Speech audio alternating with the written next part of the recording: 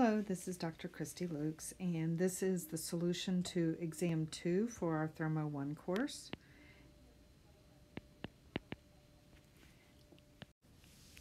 Alright, so let's look at problem 4. In this case, we have liquid gasoline, and that's important that it's a liquid. We have a constant CP value given, and it's flowing through a pump with a flow rate of 5 kilograms per second. And we have an inlet temperature and pressure and an exit temperature and pressure given. And we want to find the entropy change.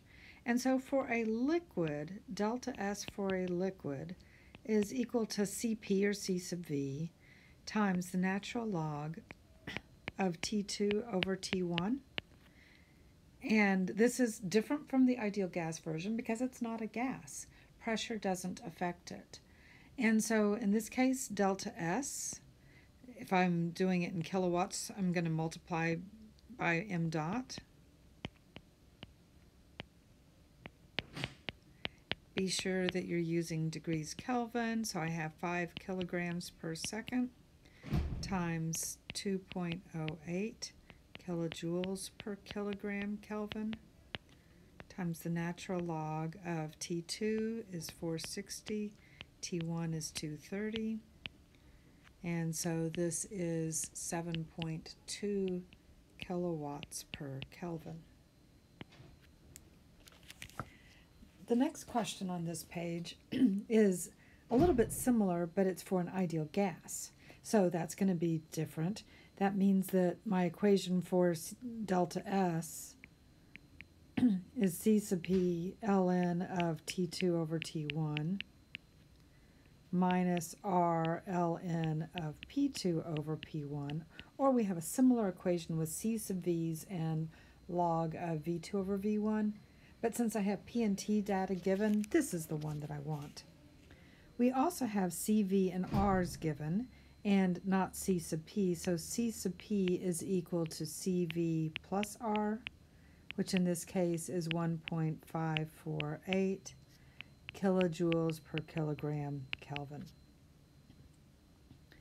Now we have an initial temperature and pressure and a final pressure, and we want to find the final temperature. And so for part A, we're assuming reversible plus adiabatic, and that means delta S is 0. And we can either use the equation that says T2 equals T1 times P2 over P1 to the gamma minus 1 over gamma, where gamma is Cp over Cv, which in this case is 1.2368.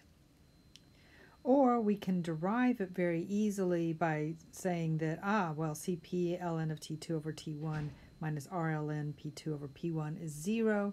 So therefore, C sub P ln of T2 over T1 equals R ln of P2 over P1. Therefore, T2 is T1 times P2 over P1 to the R over C sub P power. And whichever one of these you use, as long as you remember that you must use Kelvin, so you're going to have 273 plus 50, or 323 Kelvin, times a pressure ratio, which for this problem is 500 over 100, to the 0.2964 over 1.548 power, and get 439.6 Kelvin, or 167 degrees C. The other version of the test had the pressures were 800 kilopascals and 200 kilopascals, and the answer was 421 Kelvin. Now the second question says if the final measured temperature is known to be 150, what's the entropy generated? So in this case, T2 equals 150 degrees C, 423 Kelvin. So what we're saying is that it is still adiabatic. It's an adiabatic compressor. They said that, but not reversible. We're measuring this, so this is a real process, we believe. Okay, and so what we want is S generated. And S generated is going to be m dot delta S for our process minus Q for the process over the temperature of the surroundings. But if it's adiabatic, that's 0.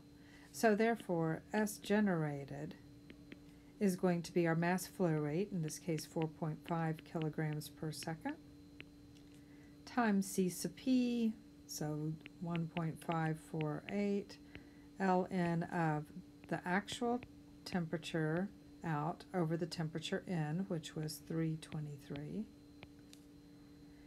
minus R, 0.2964, natural log of P2 over P1,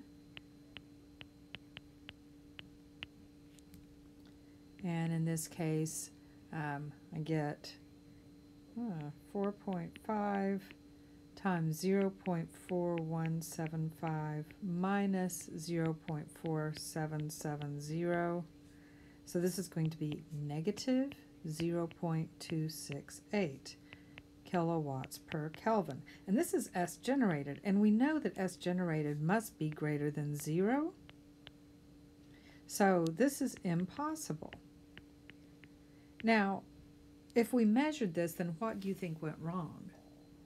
Well, probably it was a matter of it wasn't really adiabatic. There was actually some heat loss. Another possibility is that we mismeasured the temperature. Now, the other version of the exam did come out with something that was possible. In that version, you end up with a positive 0.193 kilowatts per Kelvin, and that one would be possible.